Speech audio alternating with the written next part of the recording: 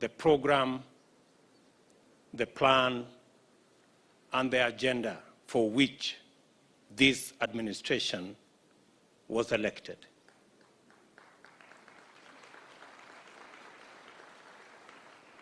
At the onset, I want to promise you my support, my prayers, so that you can discharge your responsibilities, and it is my belief that you will do so to the best of your ability, knowing that as you serve humanity, you serve God.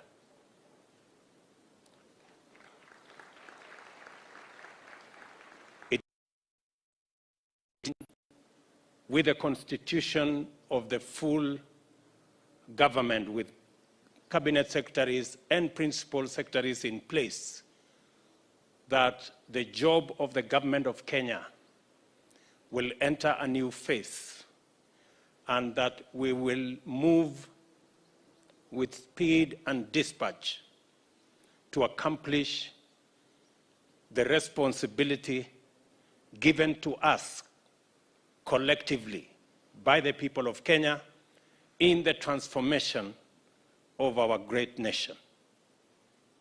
As you're all aware, the people of Kenya have very high expectations of this administration because the people of Kenya demonstrated faith beyond measure in electing this administration against many odds. Let me ask each and every one of us, as I told the cabinet secretaries during their swearing in, that the jobs and the responsibilities and the positions that you have been given are not private positions, they are not family positions, they are not community positions, they are positions to serve the entirety of the people of the Republic of Kenya. I will expect every principal secretary to work diligently and to work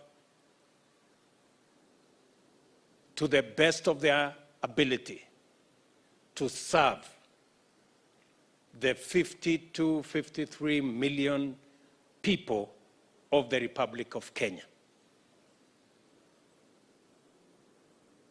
As you are aware, the single critical asset we have as a country is not oil or gold, is not silver or bronze, it is the human capital of the Republic of Kenya.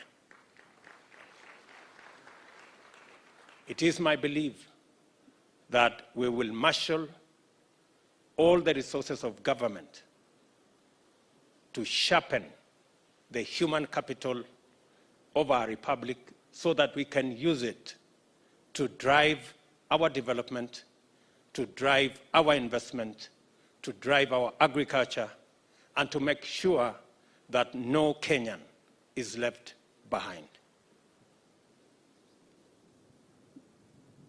As you work in the various departments that you will be working, you should understand that you are not only responsible for your department, you are not only responsible for your state department, but you serve under the collective responsibility of the entire government of the Republic of Kenya. You have as much duty, you have as much responsibility over your department as you do over the entire government of Kenya. You must carry out your responsibilities with that understanding, and all of us must work in a manner that creates synergy, in a manner that creates opportunity for us to build on the strength of each and every one of us so that we can deliver on the commitment that we collectively were given by the people of Kenya. I want to promise you that as the team leader, I will work with each and every one of you so that we can together commit and deliver to the people of Kenya. The plan we have from the Ministry of Education, it is my expectation that the Ministry of Education will move with speed to ensure that there is synergy and there is seamless transition of all our children under the new CBC education curriculum. Yesterday, I was given the preliminary report by the Presidential Working Party on Education Reform.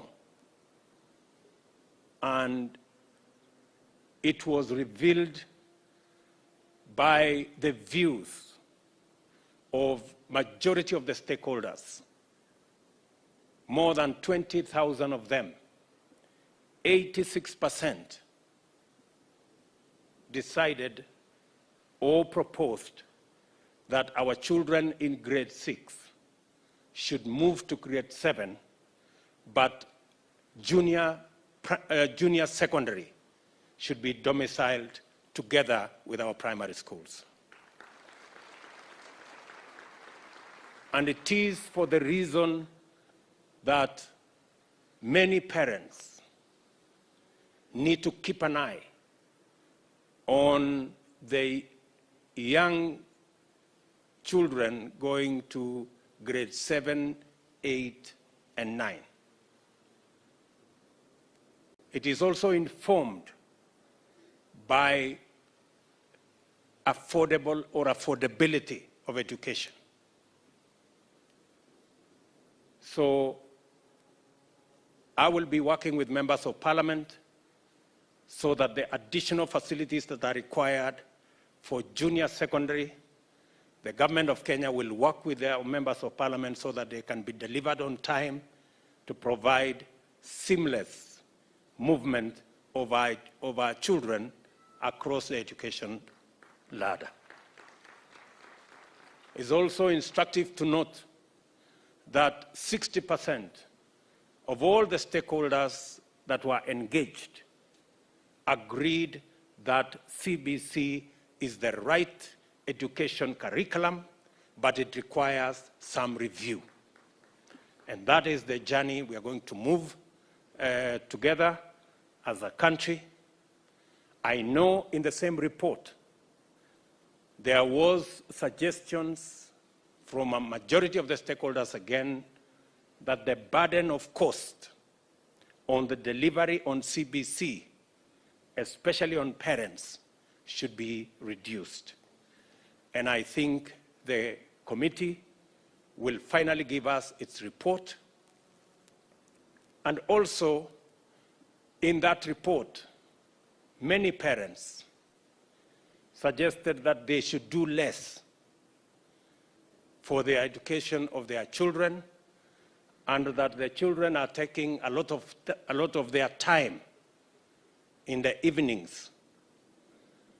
But I want to suggest respectfully that as parents, me included, I know I have pressure from my own daughter every evening asking me to assist in this or that assignment, and I want to ask all parents that as parents, we must know that the education of our children is not the entire responsibility of teachers, it is ours as well. I want to ask all parents, starting with myself, that we must dedicate time every day to follow on the education of our children. An hour every day to see the progress of your child in school, to assist with the homework, and to work with them so that you can understand and you can monitor the progress of your child is not too much to ask of us by our children.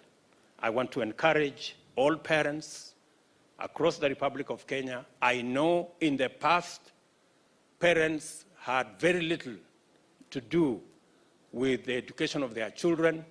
CBC has recruited parents to the middle of the education of their children, and I think it is a progressive development for us to be engaged in the education of our children. Najua wazazi wengi hapa hawawezi kupiga makofi kwa sababu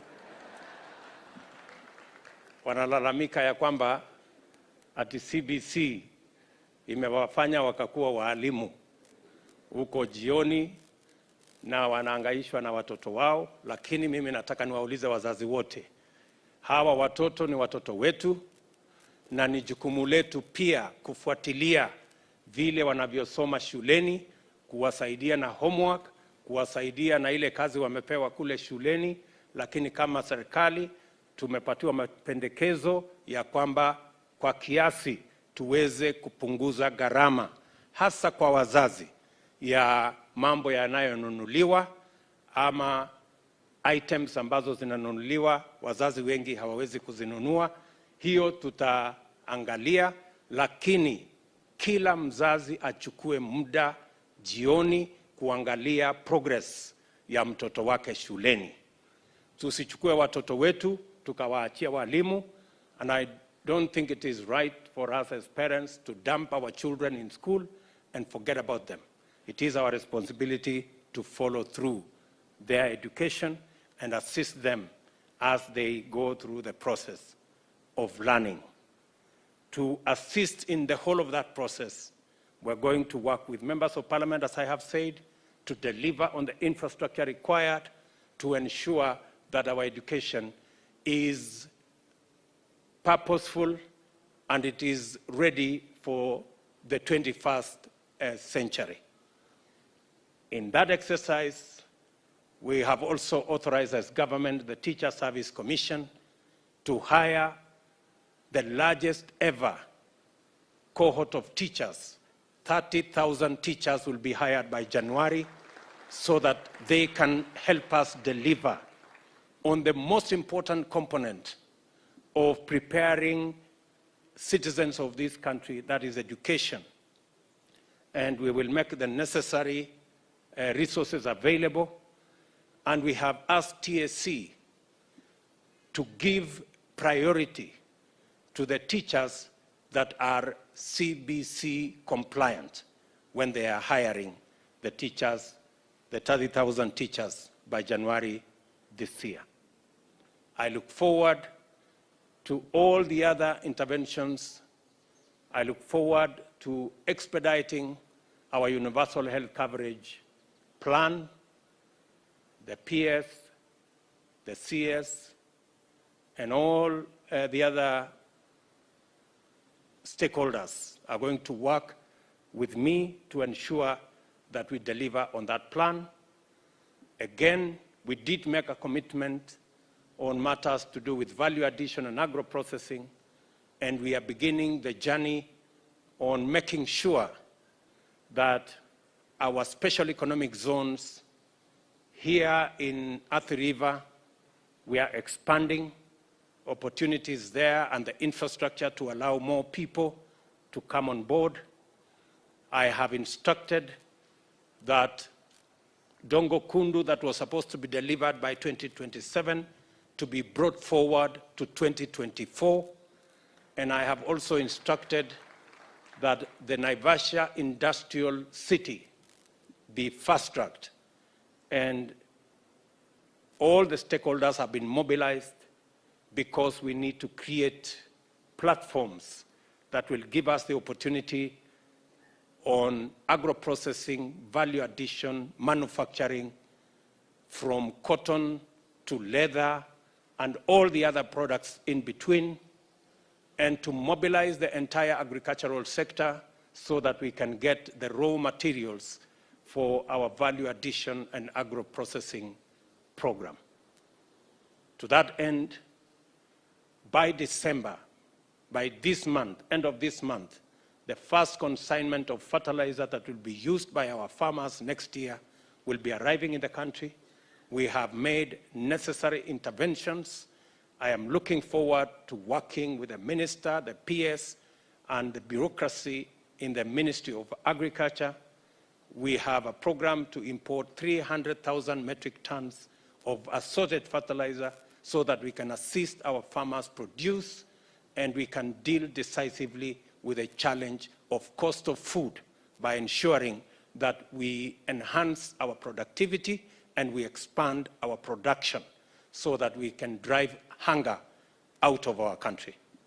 Again, the Ministry of Agriculture, I want them to know that we are going to deliver subsidy on a digital platform. We're going to do it differently.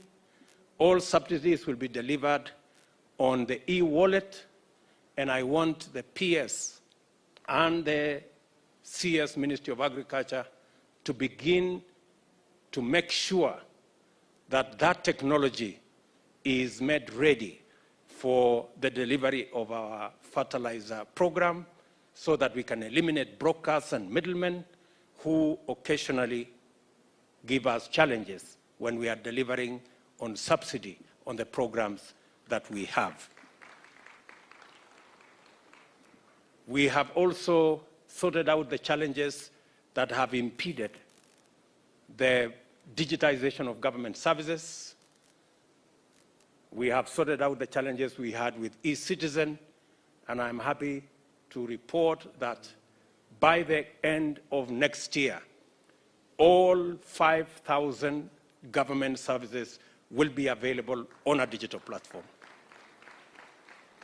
It is part of the program that we will be driving to ensure that we not only are efficient and effective, but we also are in a position to collect all the taxes due to government. I have given instructions to the Ministry of Finance and KRA that by the end of next year, the target of 3 trillion Kenya shillings must be achieved from our revenues. I know it is doable, I know it is possible, and all of us must walk the talk. And I have said that in matters paying taxes, I will lead the way.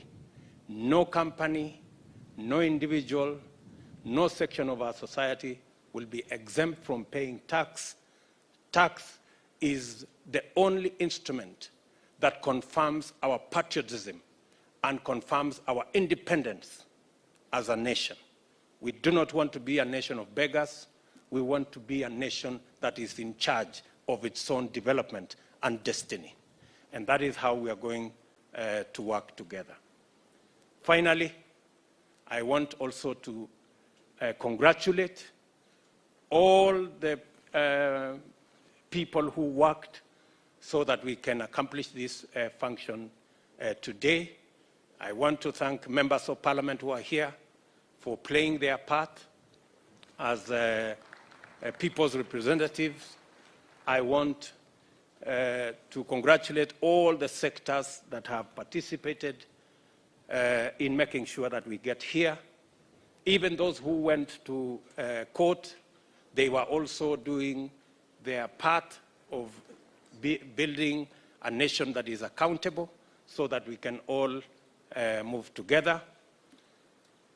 Yes, 2 days ago, I did launch one of our signature programs, the Financial Inclusion Fund, called the Hustler Fund, and I am happy that by 7 a.m.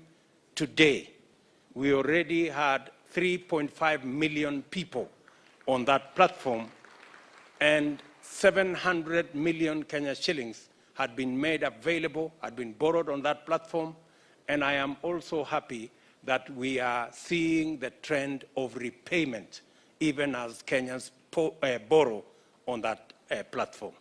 I want to say that this is phenomenal, and we are starting the journey as a country to a single-digit credit regime that will ensure that citizens have access to affordable credit so that we can use it to drive the economy of our country and the progress of our nation.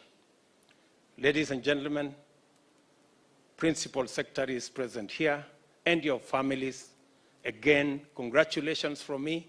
I look forward to working with you, and my very best wishes as you discharge your responsibilities in the various state departments that you have been assigned. Asanteni sana, and may the good Lord bless you. Your Excellency, sir, with your permission, we'll have the Kenya Police Service Band give us the national anthem as we come to the tail end of this ceremony.